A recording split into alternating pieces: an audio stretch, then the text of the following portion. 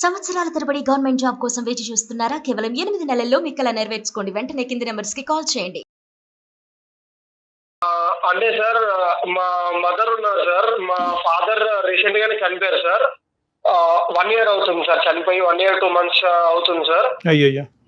ఇలా 1 ఇయర్ అయిందో లేదో నేను అబ్జర్వ్ చేస్తుంటే మా అమ్మగారు మేము ఎప్పుడు పడుకుంటామా అని చూసి మేము పడుకున్న తర్వాత చాట్ చేయడం అవి ఇవి నేను అబ్జర్వ్ చేశాను సార్.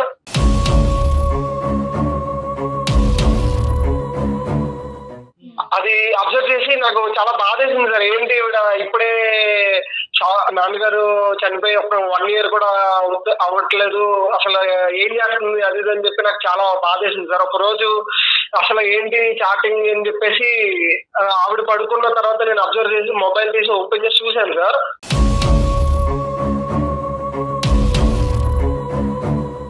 చూస్తే అసలు చాటింగ్ అంతా ఎంత దారుణంగా ఉందంటే లైక్ నేను ఆల్రెడీ లవ్ లో ఉన్నాను సార్ మా లవర్ తో. నేను కూడా తనతో అంత చాట్ చేయను సార్.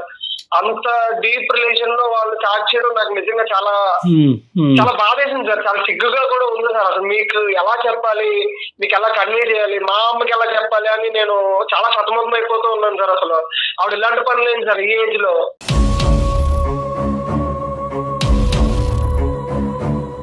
అలా కాదు శివ, ఒక్క నిమిషం నాన్న, చాలా సెన్సిటివ్ టాపిక్. నువ్వు తొందరపడి ఇప్పుడు మనం లైవ్లో మనం ఏది అవసరం లేదో అసభ్యకరంగా కానీ అవమానకరంగా కానీ పెద్దవాడికి ఏదన్నా ఉంటే అది ఎలాగ తీసేస్తాం. కానీ తొందరపడి, ఎందుకంటే నీది కూడా చిన్న వయసు, తొందరపడి ఎటువంటి జడ్జిమెంట్ కంక్లూజన్కి రావద్దు. నెంబర్ 2 ఏంటంటే, ఇప్పుడు నీకు లవర్ అంటున్నావు, ఆ సబ్జెక్ట్ ఏంటి నాన్న? అంటే సార్ నేను బీటెక్ లోకి జాయిన్ అవ్వగానే ఆ అమ్మాయిని చూశాను సార్. ఆ అమ్మాయి చాలా మంచిది సార్.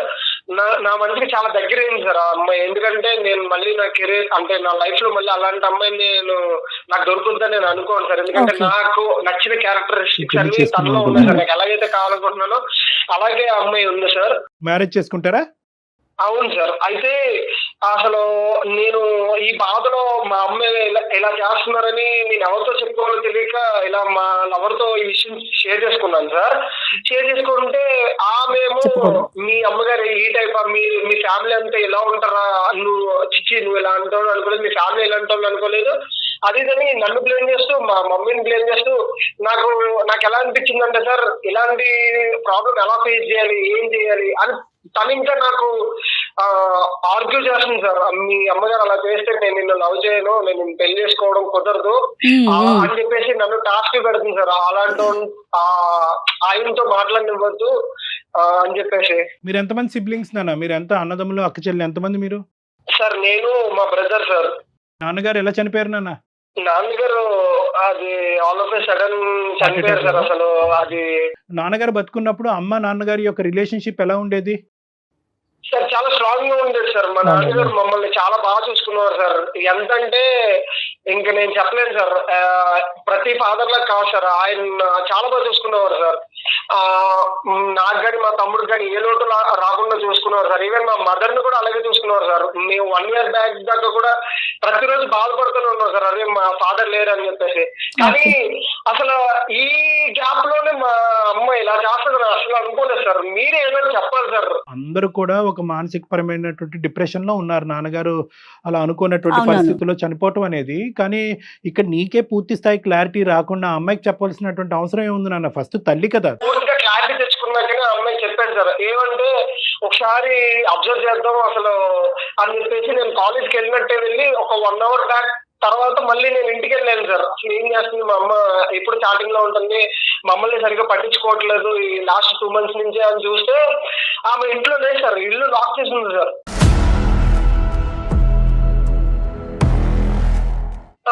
నేను ఫోన్ చేశాను సార్. ఫోన్ చేస్తే నాన్న నేను ఇలా బయటకు వచ్చాను రా, కొంచెం అర్జెంట్ పని ఉంది, నేను వస్తాను అని చెప్పేసి అన్నా సార్. నేను ఫీవర్ గా ఉందమ్మా కొంచెం రా అని చెప్పినా కూడా ఈవినింగ్ 4 ఆ టైంకి వచ్చింది సార్. అంటే మేము 5కి వస్తామని చెప్పేసి 1 అవర్ ముందు ఆవిడ జస్ట్ వచ్చింది సార్.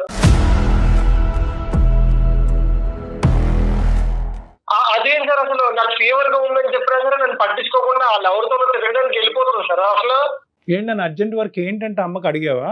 ఎప్పుడు వెళ్ళదా అమ్మ? అది అడిగితే మాత్రం ఏం చెప్పలేదు సార్. అమ్మ ఇలాగే ఇలా అన్నది కదా అని చెప్పేసి నేను మళ్ళీ 2 డేస్ తర్వాత కూడా నేను చూస్తే ఇలాగే సార్. మళ్ళీ అలాగే వెళ్ళిపోయింది సార్. మళ్ళీ 4 ఆ టైం కానీ రావట్లేదు సార్. ఏంటి ఏంటి ఏం చేయాలి అసలు నాకేం అర్థం కాక సార్ ఇంకా మీకు మెయిల్ చేశాను సార్. అమ్మ ఎవరితో మాట్లాడుతున్నారో ఆ వ్యక్తికి సంబంధించిన డీటెయిల్స్ మీకు ఏమైనా తెలుసా? అతను తెలిసిన వ్యక్తి అయినా ఇంతకు ముందు అలాంటిది ఏమన్నా మీకు అర్థమైందా?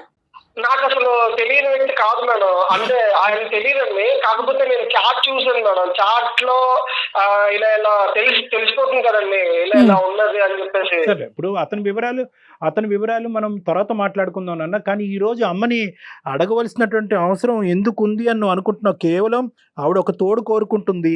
ఓకే, ఒక ఆవిడకి ఏంటంటే ఇప్పుడు బహుశా అమ్మ వయసు కూడా చిన్నదే, పెద్ద చెప్పుకోదగ్గ వయసు కూడా కాదు అమ్మది. సార్ ఏం మాట్లాడుతున్నారు సార్? ప్లీజ్ ఒకసారి నేను చెప్పేది వినండి సార్. అసలు అమ్మ వయసు అది ఇది కాదు సార్. సొసైటీ ఏమనుకుంటారు సార్? మా నాన్నగారు చనిపోయి 1 year కూడా అయింది అంతే కదా సార్.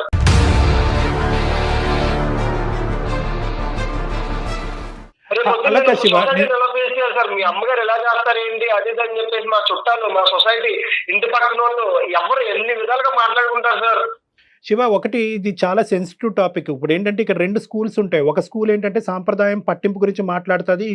ఇంకో స్కూల్ ఏంటంటే ఆవిడకంటూ ఈ వయసులో ఒక తోడు గురించి మాట్లాడుతూ ఉంటుంది. ఒకరు ఇంకోళ్ళని ఖండిస్తారు, ఇంకోళ్ళని ఖండిస్తారు. దాని సబ్జెక్ట్ గురించి మనం తర్వాత మాట్లాడుకుందాం. నేను చెప్పేది ఏంటంటే ఒకటి, నేను ఇందాక కంప్లీట్ చేయకుండానే మీరు ఇలా మాట్లాడతారు ఏంటి సార్ అని అడిగావు శివ. ఒకే ఒక పాయింట్ నేను అడుగుతున్నాను. ఈ రోజు నీ గర్ల్ ఫ్రెండ్ కానీ ఇక్కడ గీత గీయకుండా ఏవరా నువ్వు మీ అమ్మ ఇలా చేస్తే కనుక నేను నీతో పెళ్లి చేసుకొని అనేటటువంటి మాట అనకపోతే కనుక ఈ రోజు మాకు చేసి ఉండేవాడువా నువ్వు ఫోన్? సార్ నేను ఆ ఒక్క విషయం మీద కాదు సార్. మేము ఇప్పుడు బీటెక్ 2nd year సార్. వాడు మా తమ్ముడు ఇంటర్ 2nd year సార్. ఇప్పుడు పొద్దున్న ఫ్యామిలీ, మా రిలేటివ్స్ కి, మా చుట్టుపక్కల సొసైటీకి, లోకం అంతా చూస్తే ఏమనుకుంటారు సార్? అసలు మా ఫాదర్ ఎంత బాగా చూసుకున్నారు సార్ మా మదర్ ని. ఆవిడ అంత మా ఫాదర్ సార్ చనిపోయి 1 year అయినా సరే ఇంకా మా కళ్ళ ముందే తిరుగుతున్నట్టున్నారు సార్ మా నాన్నగారు చనిపోయినటువంటి సంవత్సరం లోపే ఇటువంటి సమస్యను మనం మాట్లాడుకోవాల్సినటువంటి అందుకు నాకు కూడా ఇష్యూ అందరికీ బాధగానే ఉంది నాన్న. కానీ ఏంటంటే ఇక్కడ ఆవేశాలు అనేటటువంటిది పనికిరావు. ఎందుకంటే కనుక ఇక్కడ ఒక కంక్లూజన్కి రాకూడదు, తొందరపడి ఒక కంక్లూజన్కి రాకూడదు. ఈరోజు అమ్మ మీద ఒక తప్పుడు అభిప్రాయం మీరు తొందరపడి తీసుకోవద్దు. ఒక సైడ్ సమాజం, ఇంకో పక్క నుంచి ఆవిడ ఎందుకు ఇలాగా ఆలోచిస్తుంది అనేటటువంటిది ఒకటి. మూడోది ఏంటంటే పిల్లలుగా మీరు సమాజాన్ని ఎలా ఫేస్ చేయాలనేటువంటి 3 అంశం. సో ఈ 3 అంశాన్ని మనం జాగ్రత్తగా బ్యాలెన్స్ చేసుకునేటటువంటి ఉద్దేశంతోనే తొందరపడి కంక్లూజన్స్కి రాకు, తొందరపడి తల్లి మీద ఒక చెడు అభిప్రాయం డెవలప్ చేసుకోవద్దని చెప్తున్నానే. కానీ మీ అమ్మగారు చేసింది నేను కాదు సార్. ఇక్కడ నేను అసలు తొందరపడి మాత్రం ఒక నిర్ణయానికి రాలేదు సార్. ఇది 2 months నుంచి జరుగుతున్న వ్యవహారం సార్. నేను చూశాను సార్, మా అమ్మగారి చాట్లు అన్ని చూశాను కాబట్టి నేను మీకు ఇంత క్లియర్ గా ఇప్పుడు చెప్పడం జరిగింది సార్. ఓకే కాదు, అమ్మగారితో ఒకసారి మాట్లాడొచ్చా మనం? డాక్టర్ గారు ఏమైనా మాట్లాడొచ్చా? మాట్లాడచ్చు మేడం, ఖచ్చితంగా. మీరు ఆవిడ చేయడం తప్పు అని చెప్పి మీరు చెప్పండి మేడం. మీరు చెప్తే గానీ ఆవిడ వినదేమో. మేడం శివ, ఈ రోజు నువ్వు ముందుకొచ్చి ఈమెయిల్ పంపించి మా దగ్గరకు ఒక సొల్యూషన్ అడుగుతున్నావు. నువ్వు అడిగేసావు కాబట్టి ఈ రోజు అమ్మకి బుద్ధి చెప్పేటటువంటి ప్రక్రియలో ఈ ప్రోగ్రామ్ అయితే ముందుకు వెళ్ళదు నాన్న. ఇరువైపు మేము వింటాం, అమ్మది వింటాం, నీది వింటాం. ఏది కరెక్ట్ అయితే కనుక, ఏదైతే కనుక అందరి యొక్క మానసిక పరిస్థితులను, అందరి యొక్క భవిష్యత్తులను కాపాడేటటువంటి నిర్ణయం ఏదైనా ఉంటే కనుక ఆ నిర్ణయాన్ని మాత్రమే చెప్తాం. అమ్మకు బుద్ధి చెప్పే కార్యక్రమం అయితే ఇది కాదు నాన్న. ఫస్ట్ అమ్మ వర్జన్ ఏంటో విన్ని. సరే సార్, మీకే అర్థమవుతుంది సార్. కాల్ చేసిన తర్వాత ఆవిడ చెప్పే అన్ని మీకు అర్థమవుతుంది. నేనే కరెక్ట్ అని మీరు అంటారు సార్, నేను చేస్తాను సార్. ఇదేంటంటే జయ గారు, ఇది చాలా సెన్సిటివ్ టాపిక్. ఎందుకంటే ఆడదానికి ఆ స్వేచ్ఛ ఉందా? అంటే భర్త చనిపోయినటువంటి సంవత్సరంలో ఆడది తన జీవితం గురించి ఆలోచించవచ్చా? ఇంకో జీవిత భాగస్వామ్యం గురించి ఆలోచించాలంటే కనుక 75% పాపులేషన్ విల్ సే నో. నీ బరువు బాధ్యతలు పెరిగినాయి, నీ పిల్లల యొక్క భవిష్యత్తు చూడకుండా నీ సంతోషాలు సుఖాలు ఎందుకు చూడాలి అని మాట్లాడేటటువంటి సమాజంలో ఈవిడ ఈ వ్యక్తిని ఎందుకు కోరుకుంది అనేది చాలా డెలికేట్ ఇష్యూ. ఇదే ప్రశ్న మనం మగవాడిని అంటామా కళ్యాణ్ గారు? భార్య చనిపోయిన 1 సంవత్సరం లోపే. హలో అమ్మా, చెప్పనా? ఎక్కడ ఉన్నావమ్మా? ఇంట్లో ఉన్నానమ్మా. ఇంట్లోనే ఉన్నావా? బయటకి ఎక్కడికి వెళ్ళావా? లేదురా, ఇంట్లోనే ఉన్నా. అంటే నేను జ్వరం వచ్చిందని బయటకు వెళ్ళావు, కాలేజ్ నుంచి ఇంటికి వచ్చినప్పుడల్లా నువ్వు ఇంటికాడ ఉండవు కదమ్మా? అదేంట్రా, పని మీద బయటకు వెళ్ళి వస్తాను కానీ ఇంటికాడ ఉండమంటే నేను ఇంట్లో ఉండకపోతే ఎక్కడికి వస్తానా? అలాగే సరే. మా సార్ ఒక ఆయన మాట్లాడతారంట, నాకు తెలిసింది. ఎవరో కాలేజీ నుంచా? కాలేజ్ నుంచి కాదమ్మా, అందమైన జీవితం అని సుమన్ ఛానల్ నుంచి కళ్యాణ్ చక్రవర్తి సార్ మాట్లాడుతున్నారు. నమస్తే అమ్మా, నా పేరు డాక్టర్ కళ్యాణ్ చక్రవర్తి.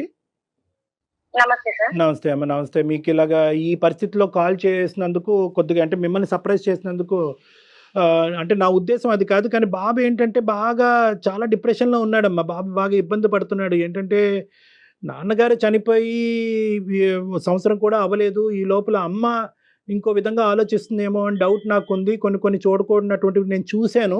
సార్ డౌట్ కాదు సార్, రియల్ గా చూశాను కదా sir chat. Okay okay Shiva, okay okay, మీరు హోల్డ్ లో ఉండండి ప్లీజ్. శివ, నువ్వు తొందరపడద్దు. ఒక్క నిమిషం నన్ను అమ్మని మాట్లాడిని, అమ్మ ఆలోచన ఏంటో విందాము. ఎందుకంటే నేను ఎప్పుడు కూడా నువ్వు 200% ఎవిడెన్స్ చూపెట్టినా కూడా నా దగ్గర కళ్ళెదురుకుంటా సార్ ఇవి ఉన్నా అని అన్నా కూడా నేను మాత్రం ఒక తల్లికి ఇచ్చే గౌరవాన్ని నేను ఇచ్చేటటువంటి ఉద్దేశంలో ఎప్పుడూ డౌట్ అనే పదమే వాడతాను నేను. మా అబ్బాయికి ఉండే డౌట్ ఏంటంటేనమ్మా, ఎవరో మీకు ఒక అన్నోన్ పర్సన్తో మీరు నచ్చినటువంటి విధంగా ప్రయాణం చేస్తున్నారు. పిల్లల యొక్క నచ్చకపోవటం అనేది చూడట్లేదు. కాబట్టి ఇది రేపొద్దున ఇంకో విధంగా అవుతే కనుక మేము తలెత్తుకుని ఎలా తిరిగేటటువంటి పరిస్థితి వస్తుంది. నేను దేని గురించి మాట్లాడుతున్నానో, బాబు ఏది మాకు చెప్పాడో అనేది బహుశా ఈ పాటికే మీకు అర్థమై ఉంటుంది దుర్గ గారు. అర్థమైంది సార్, కానీ ఏదైనా ఉంటే శివ నువ్వు నన్ను డైరెక్ట్ అడగొచ్చు కదా సార్. ఇది చాలా సెన్సిటివ్ విషయం కదా దుర్గ గారు. నేను ఎలా అడుగుతాను అసలు? నువ్వు ఏం మాట్లాడుతున్నావా? నేను ఇలా ఎలా అడగాలి? నువ్వు ఎవరితో తిరుగుతున్నావు, ఏంటి, ఏం చేస్తున్నావు? నువ్వు కాలేజీకి వెళ్ళినప్పుడు నువ్వు బయటకు వెళ్ళి తిరిగి వస్తున్నావు అని నేను అడగాల? శివ నువ్వు కొంచెం మంచిగా మాట్లాడు. ఇగో ఏదైనా ఉందంటే ఒకసారి అమ్మ ఇది అన్ని పరిస్థితి ఏంటి ఇలా చేస్తున్నావు నువ్వు నన్ను అడగొచ్చా? సార్ వాళ్ళని తీసుకెళ్ళి ఇప్పుడు సార్ నాకు తెలియదు వాళ్ళ దగ్గర తీసుకెళ్ళి నన్ను పెట్టు. ఇప్పుడు నేను తలెట్టుకొని మాట్లాడగలనా? ఎలా మాట్లాడుతున్నాను అంటే ఒకటి దుర్గా గారు, బాబా అనేటటువంటి పదాలు కొన్ని కరెక్ట్ కాదు. చిన్నపిల్లవాడు తెలియదు, మీ అబ్బాయి గురించి మీకు బాగా తెలుసు నాకంటే. అది పక్కన పెట్టండి. ఈరోజు ఇప్పుడు ఇదేంటంటే డైరెక్ట్గా పిల్లలు వచ్చి ఒక తల్లిని అడిగేటటువంటి ఒక ఇది కాదు. కాబట్టి ఆ అబ్బాయి మమ్మల్ని అప్రోచ్ అయ్యాడమ్మా. ఇది చాలా సెన్సిటివ్ టాపిక్ కాబట్టి ఎందుకు కాల్ చేశాము, ఎందుకు మా వరకు తీసుకొచ్చాడు అనేటటువంటి సబ్జెక్ట్ని పక్కన పెట్టి, పిల్లలు బాగా మనస్తాపం చెందారు, వాళ్ళు చాలా బాధపడుతున్నారు, ఏంటి మా అమ్మ ఇలాగనేటటువంటి ఆలోచనతో కంప్లీట్గా ఇప్పటి వరకు మీ భర్త గారు చనిపోయిన తర్వాత ఈ స్థాయి ఉధృతమైనటువంటి పరిస్థితి మీ జీవితంలో ఇంకోటి వచ్చి ఉండదు. వాళ్ళ మనసులోంచి ఇంకా తండ్రి యొక్క బొమ్మ పూర్తిగా చెరిగిపోకముందే, చనిపోయాడు అనేటటువంటి భావం జీర్ణించుకోకముందే అసలు మీ జీవితంలో ఏం జరుగుతుంది అన్నది ఒక్కసారి క్లారిటీ ఇస్తే ఆ అబ్బాయికి మేము సర్ది చెప్పే విధంగా కానీ, లేదంటే మీకు నచ్చ చెప్పేటటువంటి విధంగా మేము ఒక ప్రయత్నం చేస్తాం. నాకు వచ్చి 12 సంవత్సరాలకి మ్యారేజ్ అయిపోయింది సార్. 12 సంవత్సరాలకు మ్యారేజ్ అయిపోయింది. మా అమ్మగారు వచ్చేసి నాకు 6 నెలలు వచ్చినప్పటికీ చనిపోయారు సార్. మా అమ్మ మా నాన్నగారు కూడా చనిపోయారు.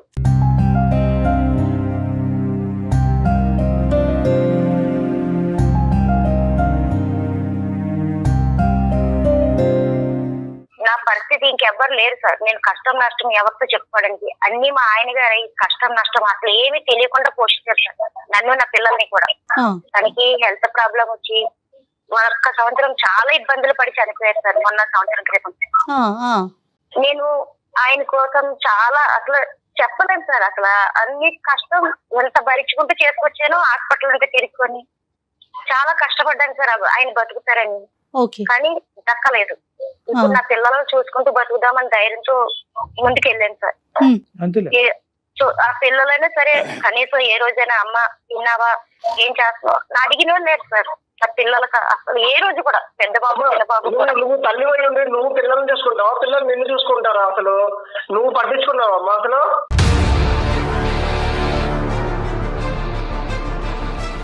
మిమ్మల్ని పట్టించుకోకుండా మీరు ఎంతవరకు అయ్యారా? అదే నాన్న ఉన్నారు కాబట్టి నాన్నగారు ఉన్నందుకు ఇప్పుడు బాగా చూసుకున్నామ్మా. ఇప్పుడు నాన్నగారు లేరు. ఇప్పుడు నీ ఇష్టం వచ్చినట్టు నువ్వు చేస్తావా? నాకు అర్థం కాక అడుగుతాను. ఏం చేశానని మాట్లాడుతున్నావు? ఏం చేశాను శివ? నేను ఎలా మాట్లాడడానికి ఏం చేశాను అసలు నేను చెప్పు. అదే నేను సార్తో మాట్లాడుతున్నా కదా సార్. నా ఇది ప్రాబ్లం సార్. మా ఆయన గారు 1 ఇయర్ క్రితం ఇలా అయింది సార్. చాలా హెల్త్ ప్రాబ్లం వచ్చింది. నేను ఆ బాధలో అసలు తట్టుకోలేని పరిస్థితిలో ఉన్నా సార్. డిప్రెషన్ కూడా వెళ్ళిపోతున్నా సార్ ఒక్కొక్కసారి. నా చిన్న వయసులో భర్తను కోల్పోయాను. పిల్లల భవిష్యత్తు ఏంటి, ఏం చేయాలన్న ఆలోచనలో ఉన్నా సార్. నేను సాయిబాబాని బాగా నమ్ముతాను సార్. గుడికి వెళ్తుంటే పక్కనే ఒక అతను పరిచయం అయ్యారు సార్.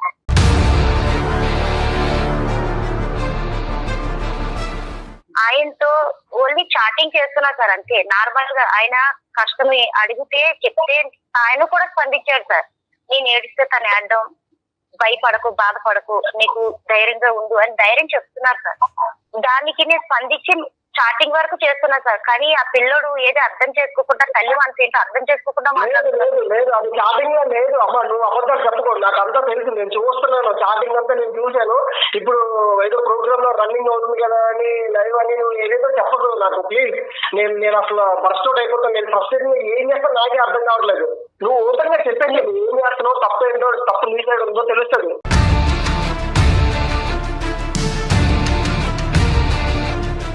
అసలు నువ్వు నా కడుపును పుట్టి నువ్వు నన్ను నిలదీయవలసిన అవసరం ఏంటి? అసలు నాకు తెలియక అడుగుతాను. నువ్వు అది ఇప్పుడు మళ్ళీ ఎలా మాట్లాడుతున్నావు? నేను నిలదీస్తాను, నేను కొడుకుని కాబట్టి నిలదీస్తాను.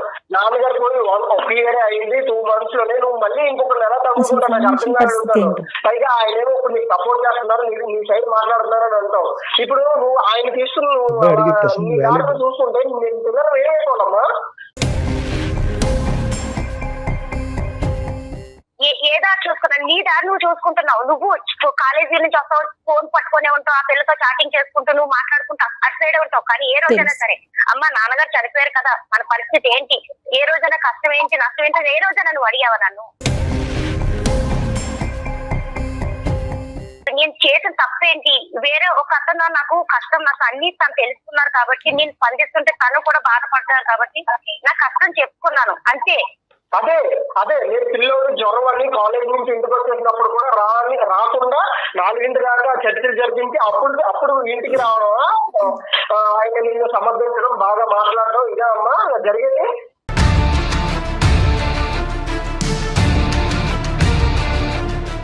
నువ్వు కాలేజీ నుంచి వచ్చావంటే నేను పని మీద బయటకు వెళ్ళాను అంతేకాని నేను ఎక్కడికో ఆయన కలవడానికి వెళ్ళలేదు, పని మీద వెళ్ళాను.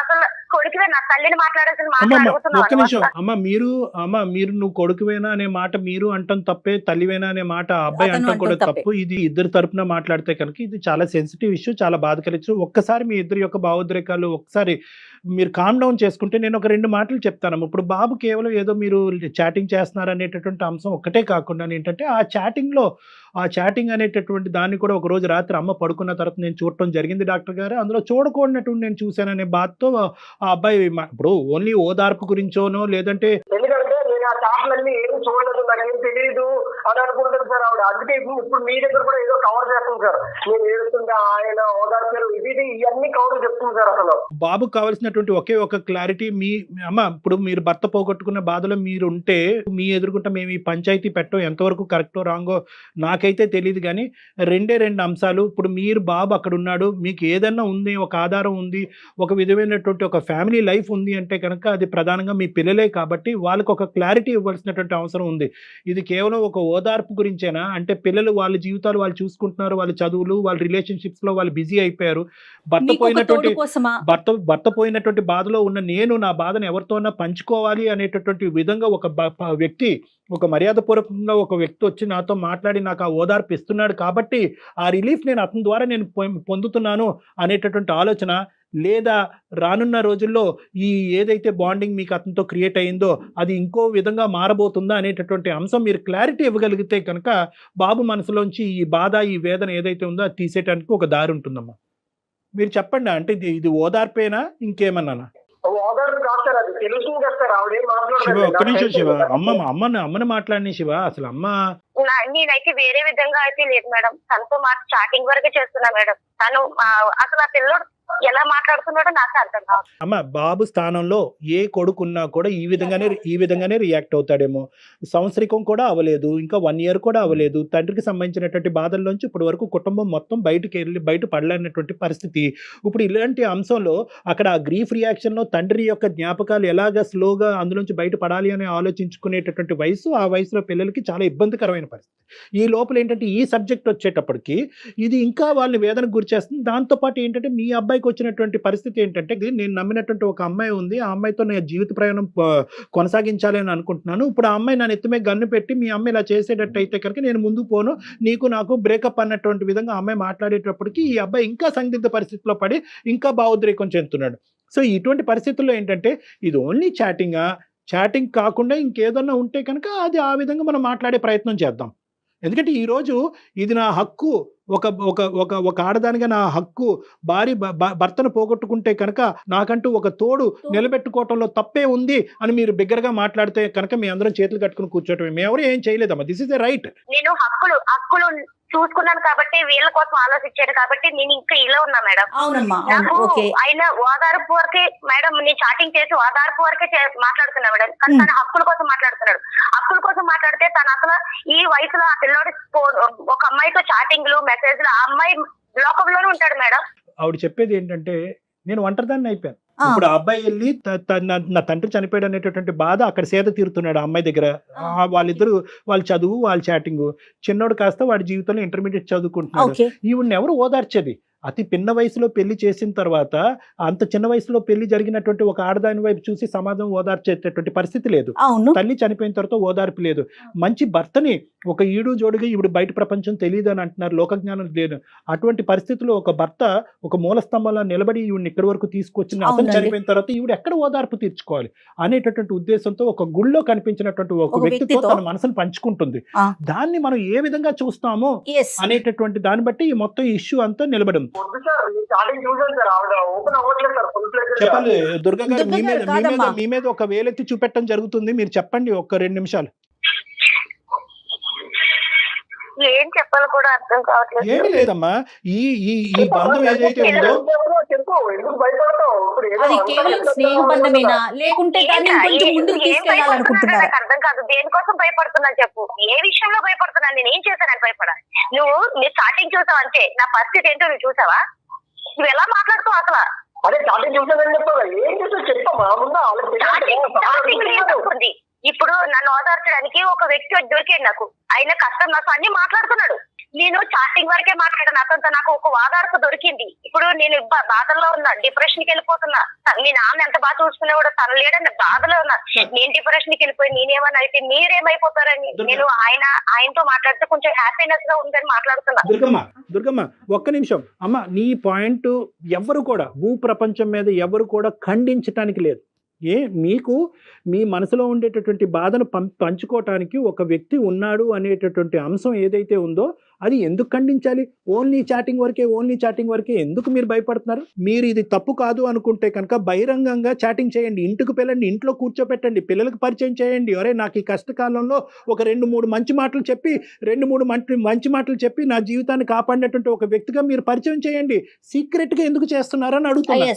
ఒకసారి ఆగమ్మా సార్. ఎక్స్క్యూజ్ సార్, రేపు పొద్దున్న నాకు పెళ్లి అవుతుంది సార్. పెళ్లి అసలు ఇప్పుడు లవ్ మ్యారేజ్ చేసుకోవడం సార్. ఆ అమ్మాయి ఇప్పుడుకొచ్చి మీ తల్లి కేవలం ఓదార్పు అనేటటువంటి మాట తప్ప ఆ వ్యక్తి తన జీవితంలో ఏమవుతుంది అని చెప్పి డిఫైన్ చేయలేదు. ఇప్పుడుకొచ్చి మనం అరగంట బట్టి మనం మాట్లాడుకుంటున్నాం. నువ్వెందుకు అజంప్షన్స్కి వస్తున్నావు? నువ్వు వద్దు అనుకుంటే ఆపేస్తుందేమో ఆ ఓదార్పు. ఒక్కసారి అమ్మని అడిగి తేల్చుకుందాం. చెప్పండి సార్. కాదు, ఆ పిల్ల అంటున్నావు కదా. పిల్ల విషయంలో అసలు అది ఆడదేనా? నన్ను అర్థం చేసుకుంటా. దుర్గా గారు మీకు అనవసరం ఈ సబ్జెక్టు. ఎప్పుడు మాట్లాడినా అమ్మాయి ఎలా అన్నది అలా అన్నదని ఎందుకు ఎక్కుతున్నాడు సార్? అమ్మాయి ఎవరు అసలు నా కోసం మాట్లాడడానికి? నువ్వు అడగవా? మా అమ్మ కోసం నువ్వు మాట్లాడడానికి నీకేం హక్కు ఉందని అడగవా నువ్వు? మాట్లాడలేదు. ఎందుకంటే తప్పు నీ వైపు ఉంది కదమ్మా. నేను ఎలా చెప్తాను అసలు? ఏం తప్పు ఉంది? శివ దుర్గా మీరిద్దరు గాడి తప్పుతున్నారమ్మా. ఒక్క నిమిషం అమ్మా. దుర్గా మీకు పెద్దరికం ఉంది, మీ పెద్దరికానికి గౌరవం కావాలనే ఉద్దేశంతో నేను ఇలా మాట్లాడుతున్నాను. ఆ అబ్బాయి ప్రేమ వ్యవహారం అనేది ఇంకో సబ్జెక్టు. దాన్ని మీరు ఏకీభవిస్తారా లేదంటే వ్యతిరేకిస్తారా అనేది తర్వాత చూద్దాం. అది కాదు ఇక్కడ ఇష్యూ. ఇక్కడ ఈ వ్యక్తి ఎవరైతే వచ్చారో ఆ వ్యక్తి మీకు ఓదార్పునిస్తున్నారు అని అంటున్నాడు. బాబు అంటున్నాడు ఆ వ్యక్తి కరెక్ట్ కాదు, అటువంటి ప్రయత్నం మా అమ్మ చేస్తే కనుక నా జీవితం అయిపోయినట్టే, దాన్ని ఏ విధంగా నేను సమాజంలో యాక్సెప్ట్ చేయలేనని మీ అబ్బాయి అంటున్నాడు. కొడుకుని దూరం చేసుకునే ఈ వ్యక్తి గురించి, ఓదార్పు ఇచ్చేటటువంటి వ్యక్తి గురించి కొడుకుని దూరం చేసుకుంటారా? మీరు అతను వదిలేయగలరా? అదే ఓదార్పు మీ కొడుకు ఇస్తాడు. అదే కొడుకు, 2 కొడుకులు ఉన్నారు, చెట్టు ఎదిగినటువంటి 2 కొడుకులు ఉన్నారు. అదే ఓదార్పు ఈ కొడుకుల్ని ఇస్తారు. అది మీకు యాక్సెప్టబులేనా? లేదంటే ఆ వ్యక్తిని నేను వదలలేనని అంటారా? సింపుల్, క్లియర్ చేసేసేయండి ఈ టాపిక్. వాళ్ళ లైఫ్ వాళ్ళు చూసుకొని వెళ్ళిపోతారు సార్. నా లైఫ్ ఏం చేయాలి సార్? నేను ఎవరితో ఉండాలి సార్? నాకంటూ ఒక తోడు ఉండాలి కదా. అతనితో మీరు ప్రయాణం సాగించాలనుకుంటున్నారు. అర్థమైందమ్మా. ఇప్పుడు నువ్వు డైరెక్ట్ గా చెప్పకపోయినా ఇండైరెక్ట్ గా అర్థమైంది. అతని పర్సనల్ లైఫ్, అతని జీవితం ఏంటి, ఈ డీటెయిల్స్ అన్ని మీకు తెలుసా? తర్వాత ఏమండి మేడం? నాకు తెలుసు మేడం. తన పరిచయం అయ్యారు ఆల్రెడీ. వాళ్ళ ఆవిడ గారితో విడాకులు అయిపోయినాయి అంట మేడం. ఓకే. అయితే తను నన్ను లైఫ్ లాంగ్ చూసుకుంటాను అన్నారు మేడం. అది విషయం. అంటే ఎందుకని ఏంటి అవన్నీ ఆలోచించరా, అసలు ఎందుకైంది ఇలా చేయడం కరెక్ట్ కాదా సార్? అడగండి సార్ మీరు అన్ని details గా. మేము అడగాలంటే నువ్వు ఆగాలిగా, ఒక్క నిమిషం ఆగమ్మా. చెప్పమ్మా దుర్గా, చెప్పమ్మా. సో అతని గురించి మీకు తెలుసు, ఎప్పటి నుంచి పరిచయం అమ్మా ఇది? సార్ నాకు తను ఒక 4-5 years నుంచి తెలుసు సార్. ఓన్లీ గుడికి, ఎందుకంటే గుడి పక్కని వాళ్ళది షాప్ సార్, ఓకే. పూజ సామాగ్రి అమ్ముతారు, అంతవరకు తెలుసు. మా ఆయన గారు చనిపోవడం అంతవరకు తెలుసు సార్. ఈ మధ్యనే తనతో నేను మాట్లాడడం మొదలు పెట్టాను అంతే సార్. మాట్లాడిన కానించి కూడా నేను బాధపడి ఏడుస్తుంటే తను కూడా ఏడ్చేవాడు సార్. ఎక్కడైనా కూడా నాకు 2 పిల్లలు ఉన్నారు, 5-6 సంవత్సరాల్లో ఎప్పుడైనా మధ్యలో ఇద్దరు కొడుకులు ఉన్నారు, వాళ్ళు ఒక చెట్టంత ఎదిగారు, వాళ్ళకు ఒక అభిప్రాయం ఉంటుంది, మనం ముందుకు వెళ్ళాలి అంటే కనుక ఈ జర్నీని మీరు ఏ విధంగా తీసుకెళ్తున్నారు అనేది నాకు తెలియదు. కానీ మన ఇద్దరికి సంబంధించిన ఈ అసోసియేషన్, దాని పేరు ఏంటన్నది వదిలేసేయండి, ఈ అసోసియేషన్ యొక్క యాక్సెప్టెన్స్ నా పిల్లల మీద కూడా ఉంది, నా మగ పిల్లల మీద ఉందనే అభిప్రాయం ఎప్పుడు అతనికి చెప్పారా మీరు? భర్త చనిపోయి 1 సంవత్సరం అయింది, ఇంత డైనమిక్స్లో is it so easy to make a decision? Sir నాకు నా పిల్లల భవిష్యత్తు నా చేతిలో ఉంది సార్. నేను వాళ్ళ మంచిగా చదివించుకొని వాళ్ళ భవిష్యత్తు చూద్దామని ఆలోచనలో ఉన్నాను సార్. కానీ నేను డిప్రెషన్ లో ఉన్నా సార్. ఎంతో కొంత తన వల్ల నాకు హోదార్పు దొరికింది సార్. నేను తనని వదులుకోలేను, వీళ్ళని వదులుకోలేను సార్. ఇప్పుడు చాలా సింపుల్గా మీరు చెప్పేశారు, వీళ్ళని వదలను, ఆ అబ్బాయిని వదలను అనేది, అతన్ని వదలను అనేది కాదు. అది నేను ఇందాక అంటున్నాను, ఎప్పుడు వచ్చింది మీ పిల్లల యొక్క డిస్కషన్, ఎప్పుడు వచ్చింది? ఈరోజు మీతో మాట్లాడిన తర్వాత ఇప్పుడు తీసుకొస్తున్నారు. ఎప్పుడన్నా నేను ఇందాక అన్నటువంటి మాటకు సమాధానం చెప్పారా? ఏమయ్యా పెద్ద అయినా నువ్వు ఒక స్నేహితుడిగా ఉండు, నన్ను ఓదార్చేటటువంటి ఒక వ్యక్తిగా ఉండు, పెళ్ళి మా భర్త చనిపోకముందు నువ్వు ఏదైతే పాత్రలో ఉన్నావో నువ్వు అదే పాత్రలో నువ్వు ఉండు, ఇప్పుడు కొత్త పాత్ర పోషించవలసినటువంటి అవసరం లేదు, ఎందుకంటే మా కొడుకుల యొక్క మనస్తత్వం నాకు బాగా తెలుసు, వాళ్ళు దీన్ని ఏకీభవించరు అనే మాట ఆ పెద్ద ఆయనకి చెప్పారా మీరు? సార్ నేను చెప్పాను సార్, తనతో నేను అన్ని మాట్లాడాను సార్. నా పిల్లల పరిస్థితి నా కోసం అన్ని చెప్పాను సార్. తనకు అన్ని తెలుసు. తెలిస్తే నీకు ఒక వెల్యువేషన్ కింద ఉంటాను, నీకు ఒక ఫ్రెండ్ కింద సలహాలు ఇస్తాను, నేను అన్నిట్లో నీకు ముందుండి తోడు ఉంటానని చెప్పి సలహా ఇచ్చాను. అన్ఫార్చునేట్లీ ఈ సినారియోలో ఏంటంటే నీ కొడుకు నచ్చిందైనా నువ్వు చేయాలి, లేదంటే నీకు నచ్చిందైనా చేయాలి. ఇద్దరికి నచ్చింది చేయటం అనేది ఈ పరిస్థితిలో కష్టం అని నాకు అనిపిస్తుంది. తల్లి అంటే త్యాగమూర్తి కాబట్టి ఆ విధంగా ఆలోచించి నీ నిర్ణయం జాగ్రత్తగా బ్యాలెన్స్డ్గా ఆలోచించి చెప్పమ్మా. మొత్తం పిల్లల్ని, కుటుంబాన్ని, సమాజాన్ని అందరినీ దృష్టిలో పెట్టుకోండి. అంటే ఆ వ్యక్తిని కూడా ఇప్పుడు చూసిన వ్యక్తి కాదు, 4-5 సంవత్సరాలు తెలిసినటువంటి వ్యక్తి. ఇప్పుడు తండ్రి భర్త చనిపోయిన తర్వాత ఇద్దరు బాగా దగ్గరికి అయ్యారు మానసికంగా. ఏమ్మా చెప్పండి దుర్గ గారు. సమాజం కోసం, ఈ కన్న పిల్లల కోసం, వీళ్ళందరి కోసం ఒక ఆడదాని జీవితం చంపుకొని బతకాల్సిందే మేడం.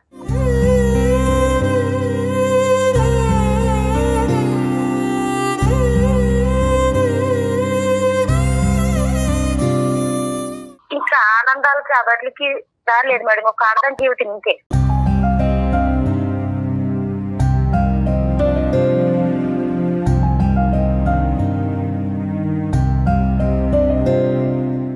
అలా కాదులే అమ్మా. ఒకటి ఆడదాని జీవితం ఇంతే అనేటటువంటి మీ మాటలో రకరకాల యాంగిల్స్ ఉన్నాయమ్మా. మీరు ఇప్పుడు ఎవరి గురించో చేయట్లేదు, మీ కొడుకు గురించి చేస్తున్నారు, మీ బిడ్డల గురించి చేస్తున్నారు. మీరు ఒక్కసారి దయచేసి ఈ కఠినమైనటువంటి నిర్ణయం తీసుకోవటంలో మీరు ఇప్పుడు బాధపడినా కూడా తర్వాత సంతృప్తి చెందుతారు. ఇది ఎవరి కోసమో కాదు కదమ్మా, నీ బిడ్డల కోసం కదా. భర్తగా నేను వస్తాను, మళ్ళీ నీ లైఫ్లో కొడుకును పోగొట్టుకో అనేటటువంటి ఆలోచనతో వచ్చే మూర్ఖుడిలాగా నాకైతే అనిపించట్లేదమ్మా. ఒకసారి ఈరోజు జరిగినటువంటి సంభాషణ, శివ యొక్క ఫీలింగ్స్ అతనికి విడమర్చి చెప్పు, ఏమంటాడో చూద్దాము. ఏమ్మా చెప్పండి, మీ మనసులో మాట చెప్పండి తల్లి. వీళ్ళు నాకు అసలు అర్థం చేసుకునే వాళ్ళు కాదు సార్. వీళ్ళు కానీ సమాజం కానీ ఎవరు అర్థం చేసుకునే వాళ్ళు కాదు. నేనే నా ఆడదాని జీవితం ఇంతే సార్. నేనే ఇంకా ఎవరి జోలికి వెళ్ళకుండా నా కావేదో నేనే చేస్తాను సార్.